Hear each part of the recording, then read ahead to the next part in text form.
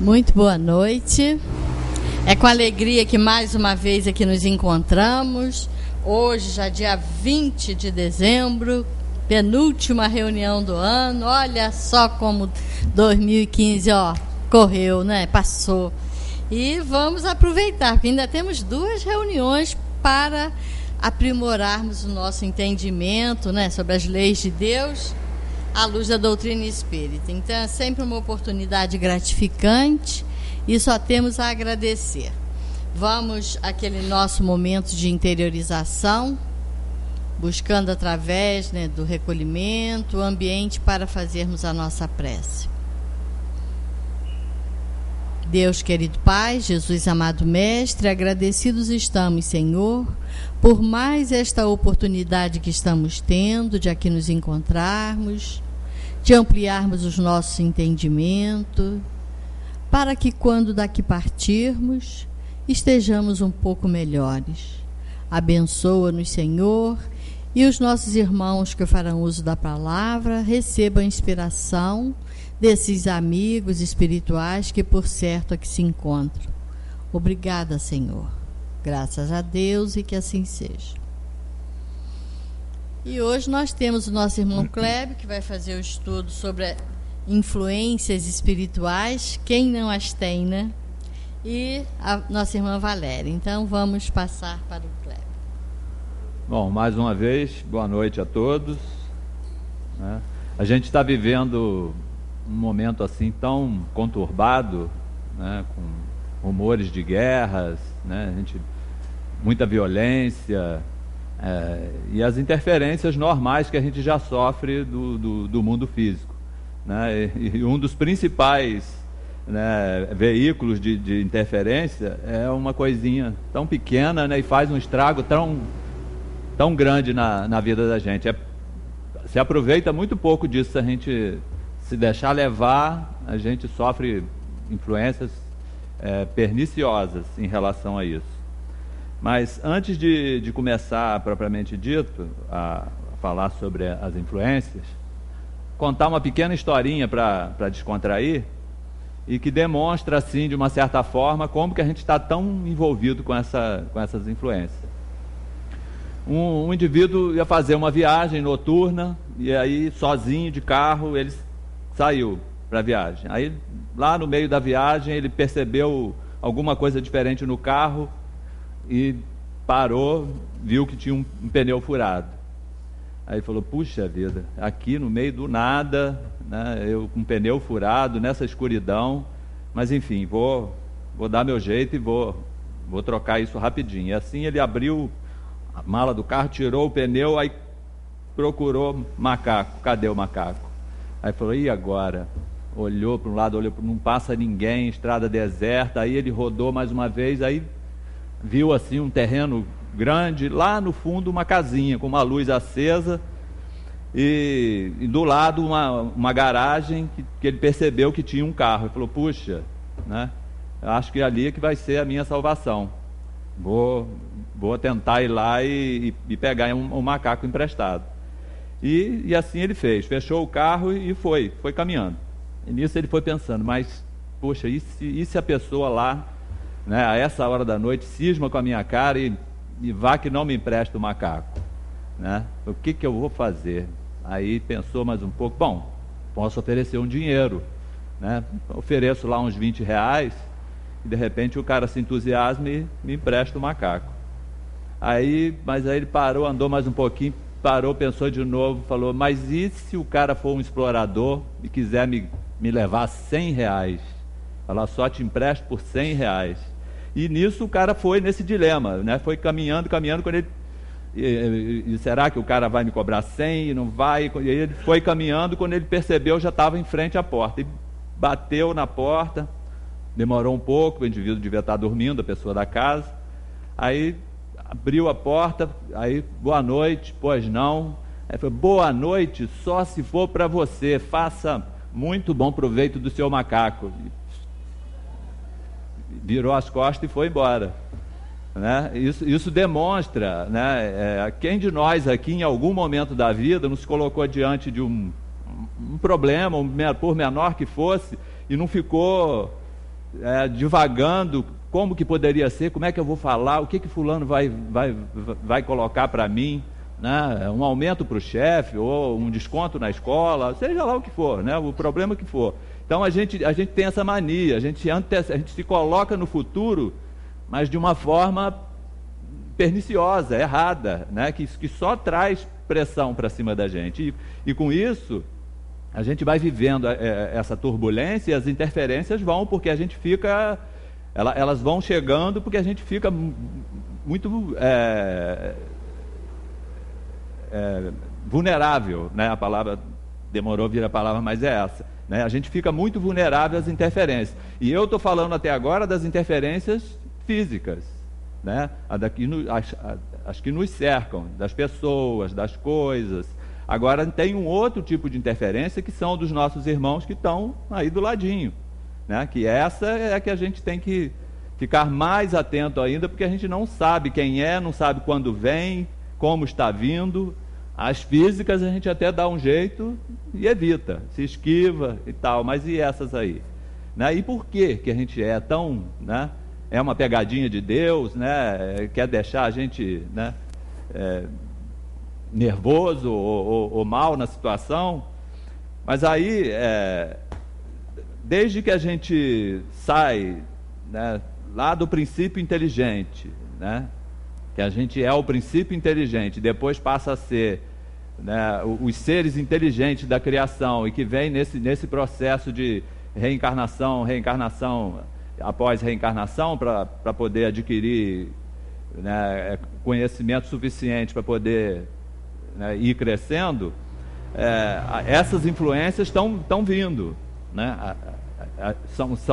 São entrelaços que a gente vai fazendo vida, de reencarnação em reencarnação, que isso vai fazendo com que a gente fica meio tumultuado. Então a gente tem que aprender como se fosse esvaziar um pouco isso, né? Deletar um pouco disso para poder ter energia e ânimo para continuar. E para a gente entender um pouquinho mais isso, né, o Kardec faz uma escala. Ele define os espíritos, né, no geral. Então ele divide assim, a grosso modo, em 3, né? Então, nessa classificação, na terceira ordem, né, que seria a base dessa escala, né, estariam os espíritos imperfeitos, né, que são aqueles que a predominância da matéria ainda é muito grande, né, e a propensão ao mal é quase que constante, e predomina ignorância, orgulho, egoísmo, né, e a intuição de Deus é bem limitada, né? A gente ainda não tem aquele sentido de compreensão do que é, né, a inteligência suprema. E na segunda ordem, logo acima dos espíritos imperfeitos, teriam os bons espíritos, que aqui o espírito predomina sobre a matéria, né? E o desejo do bem também é maior do que o desejo do mal. E essas qualidades estão proporcionais a esse grau, né, que os espíritos atingem. E esse espírito, nesse estágio, ele compreende Deus e o infinito, e já goza de uma certa felicidade que é comum aos espíritos mais adiantados. E na primeira ordem, teriam os espíritos puros, que né, a gente só tem uma vaga ideia, né? A gente sabe que a felicidade ali é perfeita, né? É total, porque eles já estão mais próximos da inteligência suprema, então o mal ali nem de perto passa, então é só felicidade realmente, na verdade. E tem, e que ele classifica ainda assim um pouco à parte, os vacilantes, né? Isso agora a gente vai falar mais para o lado espírita, nós aqui no caso, né? Aqui ele classificou os espíritos em geral, né? Que são em 3 ordens. Agora ele vai falar um pouquinho dos espíritas. Então, ele começa falando dos espíritas vacilantes, né, que são aqueles como eu fiquei quase 50 anos em cima do muro e tal, vou, não vou, isso aqui não está bom, né? E são geralmente espiritualistas, né, em princípio. E na sua maioria tem uma vaga intuição das ideias espíritas e desejam alguma coisa que não podem definir. Puxa, né, eu tenho essa ou aquela ideia, mas ainda não consigo, né, me situar nisso aí. E falta apenas coordenar e formular os pensamentos, que é o que a doutrina espírita proporciona para a gente. E aí o Kardec faz uma classificação dos espíritas agora. Ele divide em 4 categorias. Na primeira categoria, né, na base da escala, ele fala dos espíritas experimentadores. O que são isso? São aquelas pessoas que vêm para um centro espírita, já chegam logo querendo participar de uma reunião mediúnica. Quando que é a comunicação? Esses são, né, os experimentadores. Eles vêm para saber o que os espíritos vão dizer, como é que está acontecendo, o que não vai, né? Acreditam pura e simplesmente nas manifestações. Consideram o espiritismo como uma simples ciência de observação. Mas acabou isso, saiu do centro espírita, vida continua do mesmo jeito que estava. E tem uma segunda categoria, que seriam os espíritas imperfeitos. Não se interessam apenas por essas manifestações. Eles se interessam também pela filosofia que o espiritismo traz, né? Admitindo a moral que dele decorre, mas sem a praticarem. Não modificam em nada seus hábitos e não se privam de nenhum de seus prazeres. Ou seja, também saiu da casa espírita, vida que segue, né? Continua sendo egoísta, né? Maldoso, e impaciente, e vai por aí afora.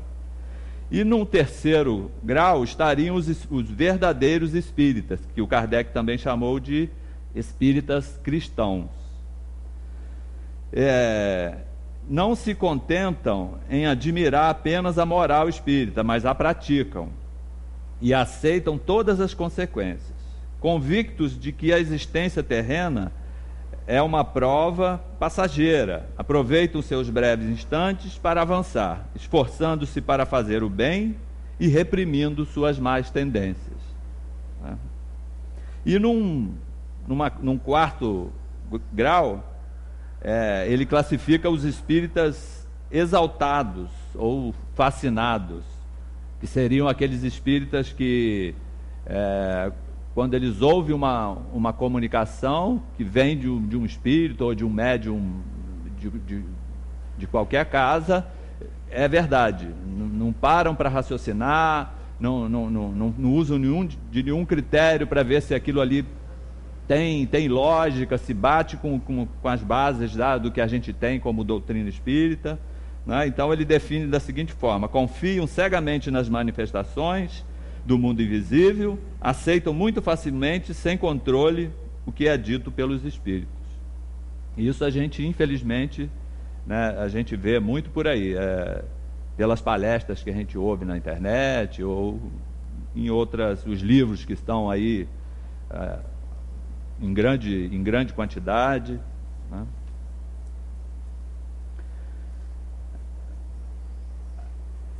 E agora, isso foi só para a gente ter uma ideia, né, de como a gente está situado nessa escala, né, dentro da escala dos espíritos e dentro da escala espírita, né? Basta que cada um agora reflita aí e se coloque nessa situação aí. E a gente começa num capítulo do Livro dos Espíritos que falam exatamente da intervenção dos espíritos no mundo corpóreo. Logo no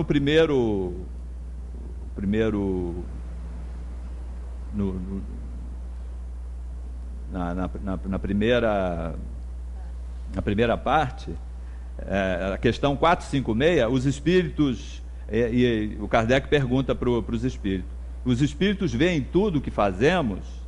Né? E eles respondem: podem vê-lo, mas estás incessantemente rodeado por eles. Mas cada um só vê aquelas coisas a que dirige a sua atenção, porque eles não se ocupam das que não lhes interessam. Isso porque eles não têm mais o corpo físico, então não veem com os olhos, como a gente vê. Né? A gente só vê para onde a gente direciona. E na espiritualidade é diferente. Sente-se, porque tudo é transmitido por pensamento. Então, a pessoa tem aquele... que a gente vibra, né? Apesar de a gente estar no corpo físico, a gente é vibração o tempo todo, né? Então, no mundo espiritual, a captação dessa vibração é muito maior do que aqui. Por isso que a gente tem ainda poucos médiums, que são as pessoas mais sensíveis, que captam boas energias, mais energias. Alguns são videntes, veem, né, os espíritos quando eles estão por perto, né? Então, essa é a primeira definição que o Kardec faz, para a gente ir entendendo como funciona essa interferência, né, essa influência espiritual. E ele pergunta mais uma vez, mais à frente: que pensam de nós os espíritos que estão ao nosso redor e nos observam? Bom, isso depende. Os espíritos levianos riem das pequenas traquinices que vos fazem e zombam das vossas impaciências. E os espíritos sérios lamentam os vossos atrapalhadas e tratam de vos ajudar, né? Isso a gente imagina que deve ter muito mais espírito brincalhão do que pelo nosso nível ainda, né? Então, assim como aquela historinha do cara que foi, né, que se deixou influenciar muito rapidamente pelos pensamentos, né, que ele teve, é compreensível que aconteça isso realmente, né? Mas a gente não está sozinho. A grande notícia é essa: tem sempre espíritos elevados que nos auxiliam, que estão sempre tentando nos ajudar quando nós permitimos, né? Aí que está. A gente tem que ter essa iniciativa de permitir. Aí, numa segunda parte, ele vai falar da influência oculta dos espíritos sobre os nossos pensamentos e as nossas ações. E a pergunta 459, que é a pergunta padrão, que o Kardec pergunta o seguinte: os espíritos influem sobre os nossos pensamentos e as nossas ações? E os espíritos respondem: nesse sentido, a sua influência é maior do que supondes, porque muito frequentemente, né, de ordinário, de comum, são eles que vos dirigem. Então a gente está sendo realmente influenciado o tempo todo, né? É por isso que Jesus recomendava lá: orai e vigiai, né? Eu já inverteria isso: vigiai e orai, porque a gente tem que estar realmente atento, e muito atento, porque as influências são realmente muito, muito, muito grandes e constantes, né, na vida da gente. Numa outra pergunta, ele pergunta o seguinte: temos pensamentos próprios e outros que nos são sugeridos? E a resposta: a vossa alma é um espírito que pensa. Não ignorais que muitos pensamentos vos ocorrem a um só tempo sobre o mesmo assunto e frequentemente bastante contraditórios? Pois bem, nesse conjunto há sempre os vossos pensamentos e os nossos, os espíritos falando. E é isso que vos deixa na incerteza, porque tendes em vós duas ideias que se combatem, né? Que foi o caso da pessoa indo lá, caminhando, e como se tivesse um anjinho e um diabinho aqui, cada um dando a sua espetada, né? Então, a gente tem que parar, refletir sobre essa ação que ocorre, né, tanto aqui quanto no mundo espiritual, para a gente aprender a se resguardar, né, dessas influências e se abrir para as boas influências, porque são duas ações, mas que sempre depende da gente, tanto a defesa quanto a abertura para receber as boas influências, né, depende do nosso esforço. Tem uma outra questão também, que o Kardec pergunta o seguinte: como distinguir os nossos próprios pensamentos dos que não são sugeridos? É possível isso? Aí eles dizem o seguinte: quando um pensamento vos é sugerido, é como uma voz que vos fala. Os pensamentos próprios são, em geral, aqueles que vêm logo de... os primeiros que a gente pensa, esses, em geral, são nossos. De resto, não há grande interesse para vós nessa distinção, e é frequentemente útil não o saberdes. O homem age mais livremente. Se decidir pelo bem, o fará de melhor vontade. Se tomar o mau caminho, sua responsabilidade será maior. Normalmente a gente transfere responsabilidades. A gente tem esse péssimo hábito. Nunca fomos nós os responsáveis pelos maus atos, principalmente pelos maus. Os bons a gente logo se coloca, opa, foi eu. Já logo ajeita o colarinho e foi eu aqui, pode... E aí a gente lembra da atitude de Jesus, quando ele fazia uma dita cura, quando ele curava alguém. Então a frase que ele arrematava a situação era: a tua fé te curou. Então significa que nem ele, ele podia muito bem falar: Pedro, anota aí, que Pedro, que estava sempre perto dele, anota aí, mais uma, ajeitava a túnica, o turbante, mais um que eu curei, pode anotar no seu caderninho aí. E nada disso, ele só falava isso: a tua fé te curou, vá e não se atrapalhe mais, não peques mais, não caia de novo, e tipo assim. Então aí a gente tem aí essa ideia, que Jesus, a gente tem sempre que realmente voltar o pensamento para ele, porque as frases, a gente vê a frase aqui, e ela sempre tem uma conotação com o que ele falou lá atrás. Agora tem uma outra aqui, a 462, ainda nesse mesmo capítulo aí da interferência, da influência, que o Kardec pergunta o seguinte: os homens de inteligência e de gênio tiram sempre suas ideias de si mesmos? E eles respondem: algumas vezes as ideias surgem de seu próprio espírito, mas frequentemente lhes são sugeridas por outros espíritos, que os julgam capazes de as compreender e dignos de as transmitir. Quando eles não as encontram em si mesmos, apelam para a inspiração. É uma evocação que fazem sem o suspeitar. Então, é mais ou menos, ela tem uma relação com essa anterior. A gente raramente é dono do que fala. E isso, inclusive, eu quero abrir um parênteses aqui. Porque eu estou estudando Espiritismo tem 8 anos e pouco. Então, tudo que eu disse até hoje, o que eu estou dizendo agora e vou dizer futuramente, muito provavelmente não é meu. Ouvi isso de alguém, e às vezes as pessoas até falam, quando eu falo essa historinha que eu contei, provavelmente eu ouvi isso de alguma palestra, mas já não lembro mais, porque eu ouço muita coisa. Então, já fica aqui as desculpas, e os créditos para quem é de direito. Que tudo que eu, principalmente, eu me sinto um mero retransmissor, de coisas que já foram ditas, que eu presenciei, ou que eu ouvi, que eu vivi, que agora isso, eu preciso ouvir isso de novo, porque esse título aqui, Interferência, isso vem me buzinando já tem um mês, e provavelmente, ou certamente, sou eu o primeiro que tem que ouvir, porque o ouvido mais próximo da minha boca é o meu. E antes da minha voz sair, furar o ar aí e chegar até o ouvidinho de vocês, ela já entrou aqui no meu. Aliás, quando eu pensei, já está tudo aqui. Então é por isso que eu tenho que estar ouvindo isso. Mas eu me sinto muito, muito bem, muito tranquilo. Tranquilo nem tanto, porque dá um friozinho na barriga em estar aqui, que a responsabilidade é muito grande. Mas eu me sinto meio à vontade para falar essas coisas, porque eu preciso ouvir, e talvez algum de vocês aí também precise.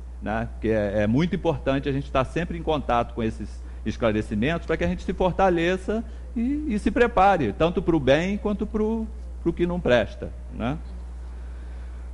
E já estamos lá quase na hora, ainda dá para ler mais umazinha aqui para fazer o encerramento. Por que permite Deus que os espíritos nos incitem ao mal? E foi aquilo que eu falei lá atrás, no início. Será que é uma pegadinha? Deus é um Deus sádico e gosta de nos ver em apuros e tal, a gente nervoso, correndo para um lado e para o outro? né? Mas não é bem assim. Os espíritos imperfeitos são os instrumentos destinados a experimentar a fé e a constância dos homens no bem. Isso significa que a gente só cresce quando tem os menores ao nosso lado. A gente precisa daquele filho problema, da cunhada enjoada, da sogra que está sempre no pé, né? A gente precisa de todo esse povo, do chefe repressor, de todo mundo em volta, porque são eles que nos fazem crescer. Benditos esses instrumentos que circulam à nossa volta. Então, antes, é sempre parar para pensar, antes da gente maldizer aquele probleminha que a gente tem, agradecer por estar tendo aquela oportunidade de se colocar frente àquele problema para, com certeza, achar uma solução. Porque solução, se é um problema, tem solução. Isso é líquido e certo. E o Espírito ainda continua para o Kardec. Tu, sendo espírito, deves progredir na ciência do infinito, e é por isso que passas pelas provas do mal, para chegar ao bem. Nossa missão, a dos espíritos, é a de colocar-te no bom caminho, e quando mais influências agem sobre ti, és tu que as chamas, né? Então, quando a gente está numa situação difícil, não é porque o anjo da guarda cochilou, né? Fomos nós que fomos invigilantes, abrimos uma janelinha, né? E uma janelinha é o suficiente para vir mais de meia dúzia, né? Para incomodar a gente e tumultuar a nossa vida. E agora, para encerrar mesmo, tem uma mensagem no Livro dos Espíritos, da questão é uma resposta da questão 495, São Luís e São Agostinho. Eu vou ler só o finalzinho, porque é uma página e meia, só o finalzinho para a gente arrematar isso aqui. Cada anjo da guarda tem o seu protegido e vela por ele como um pai vela pelo filho. Sente-se feliz quando o vê no bom caminho e chora quando seus conselhos são desprezados. Não tem mais fadigar-nos, a gente tem que encher o saco mesmo, falando assim bem chulo, encher o saco dos espíritos para perguntar tudo que tem que perguntar, pedir, porque eles estão aí cheios de boa vontade para nos atender, né? Não tem mais fatigar-nos com as vossas perguntas. Permanecei, pelo contrário, sempre em contato conosco. Sereis então mais fortes e mais felizes. São essas comunicações de cada homem com seu espírito familiar que fazem médiuns a todos os homens. Isso significa que todos nós somos. Não tem aqueles preferidinhos, né, ou nada disso. Médiuns, hoje ignorados, mas que mais tarde se manifestarão, derramando-se como um oceano sem bordas para fazer refluir a incredulidade e a ignorância. Significa que no futuro todos nós, né? Não vai ter mais um seu Divaldo, não sei quem, seu Chico, seu Zé, seu, sei lá, não interessa o nome, né? Todos nós vamos ser. Homens instruídos, instruí. Homens de talento, educai os vossos irmãos. Não sabeis que obra assim realizais? É a do Cristo, a que Deus vos impõe. Porque Deus vos concedeu a inteligência e a ciência, senão a repartirdes com os vossos irmãos, para os adiantar na senda da ventura e da bem-aventurança, né? Isso significa, então, que a gente está nesse processo de aprendizado, né? Tem assistência, e a gente tem que estar sempre voltado para isso. Deu qualquer, né, baixou a energia, lembra que a gente tem os protetores, eleva o nosso pensamento, peçamos ajudas, que com certeza elas chegarão até nós para a gente continuar trilhando e crescendo. Boa noite para todos. Passar para a Valéria para dar sequência aos estudos. Boa noite a todos. E eu sempre, não tem jeito, toda vez que a gente está aqui é o que o Kleber estava falando, né? Você vai falar sobre o quê? E eu estava assim, gente, o que realmente eu vou falar hoje lá no centro? O que eu vou falar? Sabe quando às vezes a gente pensa assim, é tanta coisa e de repente fica tudo quieto, a mente não pensa, não acontece nada. Eu falei, e o que eu vou falar? E aí, eu achei interessante a gente refletir sobre essa situação de nós sermos espíritos. imortais. E muitas coisas do que o Cléber estava falando passaram pela minha cabeça, né? E a gente não combina, porque eu acho muito legal isso, porque aqui a gente, no domingo é um tema livre, então, né, a gente tem feito essa experiência que eu acho que é muito rica, né, de dividir aqui o horário. Então, quer dizer, várias coisas que durante o estudo dele eu estava aqui sorrindo, porque eu falei, gente, como é que pode isso? Várias coisas que ele estava falando ali eu já tinha pensado, para a gente hoje refletir exatamente sobre isso, de nós sermos espíritos, porque isso é importante a gente ter sempre isso em mente, a gente se situar, a gente está num contexto onde a gente sabe o que a gente está fazendo ali, a gente sabe o que nós estamos fazendo num planeta desse, como disse o Clébio, inferior, conturbado, com guerras, com violência, onde o mal prevalece, né? Nós estamos numa escola primária, somos espíritos primários, como disse o Clébio ali, tem uma escala, né, de espíritos, e espíritos inferiores, espíritos que já estão um pouco melhor, tem toda essa escala que está lá na questão 100 do Livro dos Espíritos, falando isso, que nós somos espíritos em crescimento, em desenvolvimento, não vamos ficar eternamente nessa classe inferior, nós vamos chegar ali àquela escala de espíritos superiores, vamos partilhar dessa felicidade que hoje para nós ela não existe, porque nós ainda não a conquistamos, ainda não é uma conquista que nós conseguimos fazer. Nós ainda não temos mais virtudes do que paixões, não. Nós ainda temos muitas paixões, a gente ainda tem muito trabalho a fazer. E é claro, né, Deus, nos dizem os espíritos, é a inteligência suprema, causa primária de todas as coisas. E se nós somos espíritos, e está lá na questão 76 do Livro dos Espíritos, como podemos definir os espíritos? E os espíritos nos respondem, podemos dizer que os espíritos são os seres inteligentes da criação. Se nós somos espíritos criados por uma inteligência suprema, o que será que Deus quer para nós? Deus quer que através do nosso esforço, das encarnações que nós vamos tendo aqui, do nosso desenvolvimento intelectual e moral, nós possamos atingir essa perfeição. Deus é infinito nas suas perfeições.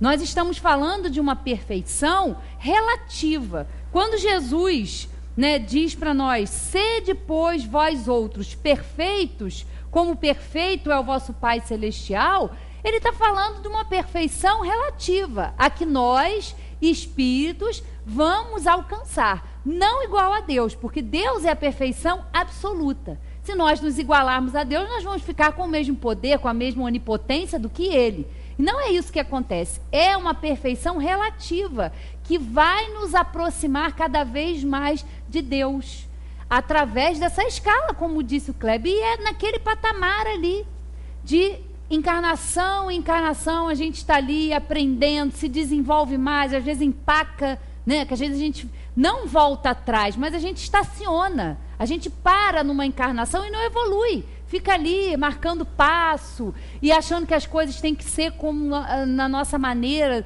né, teimosamente de insistir, e não é. A gente precisa ter essa visão diferente. Então é exatamente essa a finalidade da gente estar aqui num planeta como esse, tendo as oportunidades que são necessárias, sofrendo essas influências que são importantes na nossa vida, porque se isso não tivesse uma finalidade útil, Deus não ia permitir que isso acontecesse. Aí acontece, e muito. Como o Clébio disse ali naquela questão, muitas vezes são eles que vos dirigem. Olha só, e a gente fica pensando, pô, então a gente não tem livre-arbítrio? Os espíritos fazem da gente o que a gente quer? Não, não é bem assim. Né? O que vai determinar essa relação de encarnado com os desencarnados são as nossas vibrações, são os nossos sentimentos, são os nossos pensamentos. Se são bons, ótimo, nós vamos ter cada vez mais espíritos que vão estar ao nosso lado nos auxiliando.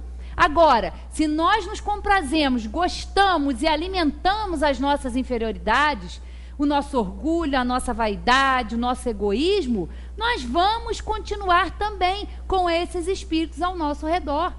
E muitas vezes nós vamos ser alertados quando sofremos uma influência, até um processo obsessivo, e isso aí tem um bem, que no momento a gente pode não enxergar, mas vai enxergar depois, porque isso vai fazer a gente mudar.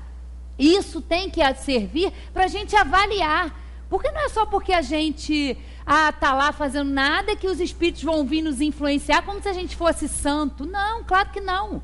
Isso é lei de sintonia. Vibrou no bem, espíritos bons vão estar conosco. Vibrou no mal, quer fazer o mal, vão ter espíritos que vão nos alimentar nas nossas paixões. Regra é uma lei, né? Orai e vigiai. Uma recomendação maravilhosa de Jesus para que a gente ore, ou seja, eleve os nossos pensamentos, eleve as nossas vibrações e receber essa ajuda dos nossos anjos da guarda, dos espíritos amigos que nos querem bem e que vão estar ali nos incentivando para o bem, nos motivando. Tudo depende de nós. É o nosso livre-arbítrio. Nós podemos sofrer toda a influência do mundo, tanto para o bem quanto para o mal. Mas a decisão final é nossa.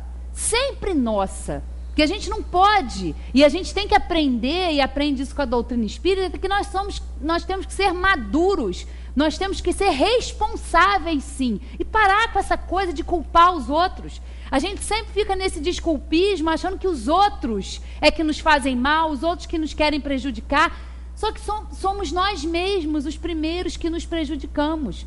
Todas as vezes que nós somos invigilantes, todas as vezes que nós não nos esforçamos o suficiente para sermos melhores, para mudarmos, para sairmos daquela síndrome de Gabriela, né? Eu nasci assim, eu vou morrer assim, isso é da minha natureza. Não, é da sua natureza, porque nós somos inferiores, mas é da sua capacidade, do seu potencial deixar de ser assim, trabalhar para sermos melhores. Né? Isso é a nossa responsabilidade. Então é muito interessante, quando Jesus vem falar que sede perfeitos, a gente pensa assim, meu Deus, como a gente vai ser perfeito? O que tem que acontecer, né? E aí, aquelas palavras, está aqui no Evangelho, aquelas palavras, né? Sede, pois, vós outros perfeitos, como perfeito é o vosso Pai Celestial, essas palavras, portanto, devem entender-se no sentido da perfeição relativa, a de que a humanidade é suscetível e que mais a aproxima da divindade. E aí vem a pergunta, em que consiste essa perfeição? Como é que a gente adquire essa perfeição? Jesus o diz, em amarmos os nossos inimigos, em fazermos o bem ao que nos odeiam e em orarmos pelos que nos perseguem. Mostra ele, desse modo, que a essência da perfeição é a caridade, na sua mais ampla acepção, porque implica a prática de todas as outras virtudes, né? Fora da caridade não há salvação. E um dia desse o Washington lembrou muito bem, porque nessa viga aqui, né? Tem exatamente escrito isso aqui, porque depois que a gente colocou esse teto, rebaixou, não dá para ver. Mas está lá, fora da caridade não há salvação. E o que é a caridade? A caridade é isso, é o perdão, é a indulgência, é amar aos que nos ferem, aos que nos maltratam. Mas que amor é esse? Porque a gente sabe o quanto é difícil a gente perdoar, o quanto é difícil a gente aceitar uma injúria, uma difamação, alguma coisa que alguém nos faz, que a gente se sente ferido. É difícil isso. Claro que não é uma situação de convivermos, porque a gente não consegue, né, na presença de uma pessoa que a gente não gosta, que a gente tem alguma antipatia, tem alguma diferença, a gente tem dificuldade em conviver com aquela pessoa, muitas vezes em ficar ali. É difícil para nós. Mas o que Jesus quis nos ensinar com isso? Que nós devemos orar por essas pessoas. Se a gente não consegue conviver, e é necessário muitas vezes a gente se afastar dessas pessoas, dessas situações, a gente tem que orar por aquela pessoa, não é desejar o mal, porque a gente tem a antipatia da pessoa e a gente ainda aproveita os pensamentos, os nossos sentimentos e fica desejando para que ela se dê mal, fique praguejando, querendo que ela continue ali. Isso não é essa indulgência, né? Porque a gente agora, nesse mês, a gente fala muito da caridade e a gente entende, se volta muito para essa caridade material, né? Claro, é importante essa participação, de doação, ajudar numa instituição, isso é importantíssimo. Só que a caridade, realmente, como a Jesus entendia e nos ensinou, é essa. É orar, é não desejar o mal, é estando na presença daquela pessoa, entrar em prece por ela, não entrar na mesma sintonia do que ela, porque a gente, é o que acontece, a gente não gosta da pessoa, às vezes a pessoa não gosta da gente, aí a gente fica alimentando, e em vez daquilo ser anulado, aquilo é fomentado, a gente coloca um fermento. Então, se a outra pessoa continuar nos odiando, nos perseguindo, não vai ser mais uma questão nossa, mas nós temos que prestar atenção qual é o nosso sentimento em relação àquela pessoa. Se vem da pessoa para a gente não pode fazer nada, a gente não pode impedir o que os outros pensam, o que os outros sentem a nosso respeito, não podemos, não temos esse controle, não tenhamos essa ilusão. Mas o que nós sentimos, o que nós emitimos de vibrações, de pensamentos e sentimentos, aí sim, aí é responsabilidade nossa. Então, é isso aqui, é a caridade, é a indulgência, é o perdão, é como disse o Kleber, é entender que o nosso núcleo familiar, o nosso núcleo de trabalho, as pessoas com quem a gente convive, muitas vezes vão ser esses instrumentos na nossa vida, para que a gente mude, para que a gente veja as coisas de uma maneira diferente. Então, a gente tem que chegar ao ponto de bem dizer mesmo, quando isso acontece, quando nós temos a oportunidade dessa convivência. Porque aí nós vamos estar provando, nós vamos estar espiando e mostrando realmente a nossa capacidade de amar, a nossa capacidade de não odiar, né? Não é conviver, não é ficar de abraço, porque isso até é falsidade, mas é não vibrar contra aquela pessoa, é na medida do possível amá-la, respeitá-la, compreendendo que é uma pessoa que precisa de ajuda. Jesus não disse que são os doentes que precisam de remédio, né? E quem de nós não precisa? Quem de nós não precisa de indulgência, de perdão? Nós não somos perfeitos. Então a gente precisa desenvolver essa capacidade que se chama empatia, de se colocar um pouquinho no lugar do outro, de não julgar. A gente não sabe o que aquela pessoa passa dentro da casa dela, o que ela passa na vida íntima dela, porque a gente tem essa tendência, né, de achar, de se comparar ao outro, de achar que o outro, na vida, na casa do outro, tudo funciona bem, a grama do vizinho é sempre mais verdinha. Mas pula a cerca, pula o muro, vai ficar lá na casa do vizinho. Vai saber ali da convivência, da intimidade dele, como é que ele se sente intimamente, e a gente vai ver que muitas vezes não é assim. Que nós estamos numa situação muito melhor, muito mais confortável do que aquela pessoa que nós estamos julgando que é melhor, que a vida lá é melhor, que funciona melhor. Quem de nós, com exceção de espíritos elevados e superiores que estão aqui em missão, na tarefa de nos auxiliar, todos nós, a grande maioria de nós espíritos que estamos aqui, e quando a gente fala espírito, não é só encarnado que a gente está falando, a gente está falando também dessa população que a gente fala que é invisível, mas que está também convivendo ali na atmosfera terrestre. Falamos de encarnados e desencarnados, e fica essa alimentação, né? A gente influenciando eles, eles influenciando a gente. Então a gente precisa estar atento a isso aí e realmente nos esforçar para fazer o que é o certo. E aí, numa outra questão aqui do Livro dos Espíritos, no item que fala aqui sobre os caracteres do homem de bem, aí é a questão 918 do Livro dos Espíritos. Por que sinais se pode reconhecer no homem o progresso real que deve elevar o seu espírito na hierarquia espírita? Né? Como é que a gente pode se identificar que a gente está progredindo, que a gente está no caminho certo? Né? Por que sinais a gente reconhece alguém que está evoluindo? Ou nós mesmos? A resposta: o espírito prova a sua elevação quando todos os atos da sua vida corpórea constituem a prática da lei de Deus e quando compreende por antecipação a vida espiritual. O verdadeiro homem de bem é aquele que pratica a lei de justiça, de amor e de caridade na sua mais completa pureza.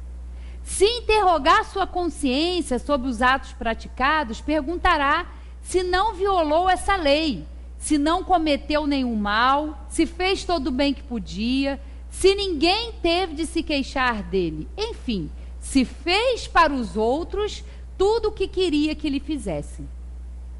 O homem, possuído pelo sentimento de caridade e de amor ao próximo, faz o bem pelo bem, sem esperança de recompensa, e sacrifica o seu interesse pela justiça.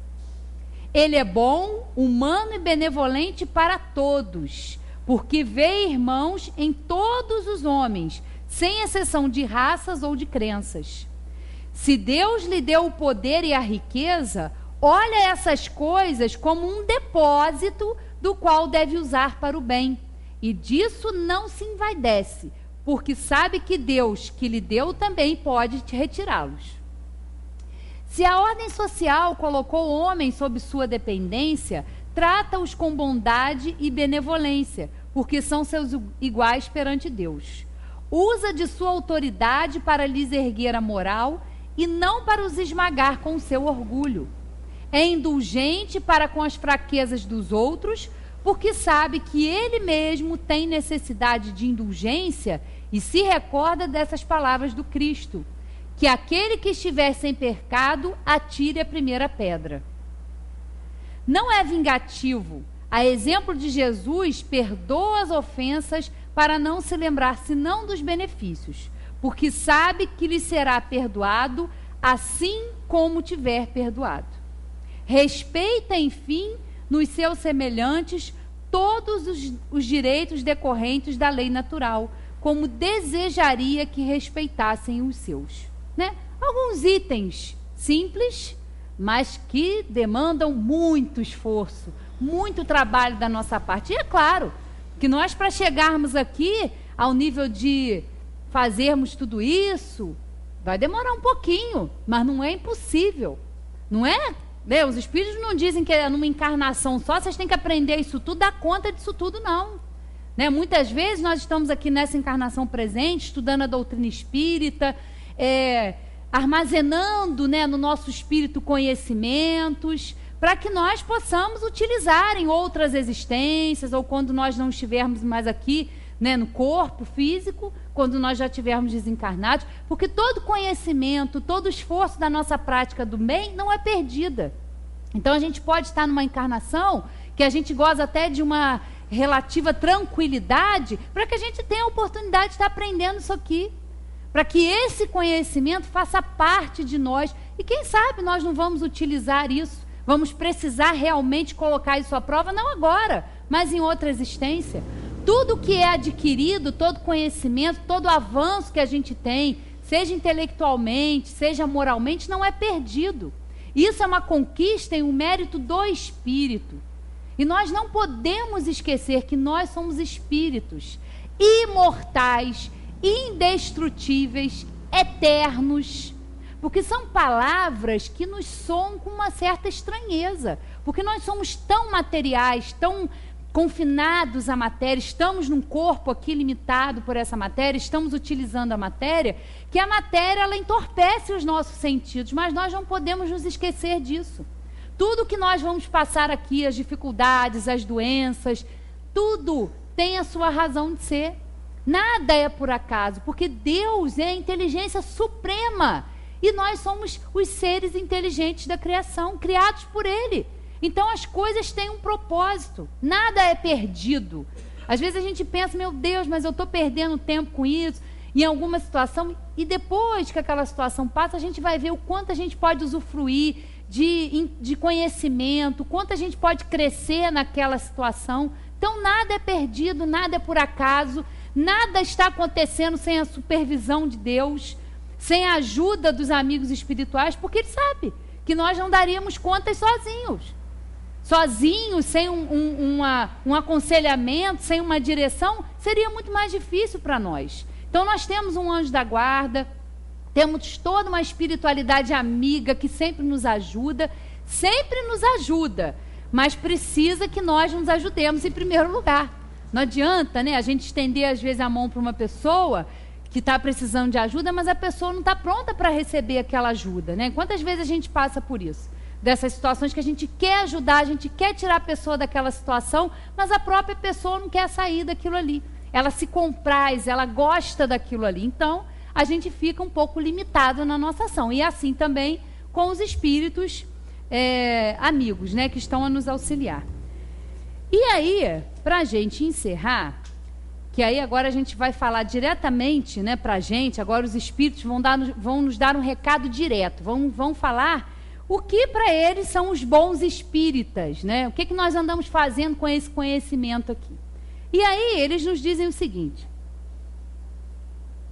o espiritismo não institui nenhuma nova moral, apenas facilita aos homens a inteligência e a prática da do Cristo, facultando fé inabalável e esclarecida aos que duvidam ou vacilam. Muitos, entretanto, aí entra naquela classificação do Kleb lá de espíritas, né? Como é que nós estamos? Interessados na filosofia? Só achamos interessante vir ao centro? Ou nós estamos usando isso aqui a nosso favor, para o nosso crescimento? Aí entra lá naquela escala lá que o Kleb nos trouxe. Muitos, entretanto, dos que acreditam nos fatos das manifestações, não lhes apreendem as consequências, nem o alcance moral. Ou, se os apreendem, não os aplicam a si mesmos. A que atribuir isso? Há alguma falta de clareza da doutrina? Não, pois que ela não contém alegorias nem figuras que possam dar lugar a falsas interpretações. A clareza é da sua essência mesma, e de onde lhe vem toda a força, porque a faz ir direto à inteligência.